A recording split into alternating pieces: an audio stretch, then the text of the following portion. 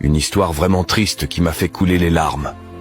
Un médecin spécialiste est entré précipitamment à l'hôpital après avoir été appelé pour une intervention chirurgicale urgente.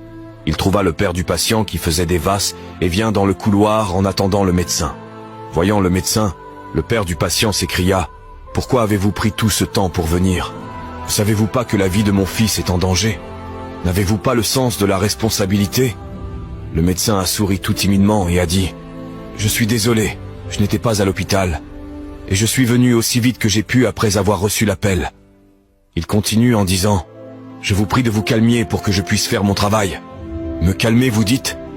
Et si votre fils était dans cette pièce en ce moment, vous calmeriez-vous? Si votre propre fils meurt en attendant le médecin, qu'allez-vous faire? Dit le père du patient avec colère. Le médecin sourit à nouveau et répondit « Nous ferons de notre mieux par la grâce de Dieu. Et vous devriez aussi prier pour la vie saine de votre fils.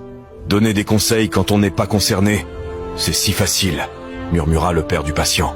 L'opération a duré quelques heures, après quoi le médecin est sorti heureux et dit « Dieu merci, votre fils est sauvé. » Et sans attendre la réponse du père, il continua son chemin en disant « Si vous avez des questions, posez-les à l'infirmière. » Le père du patient demande à l'infirmière « Pourquoi est-il si arrogant ?»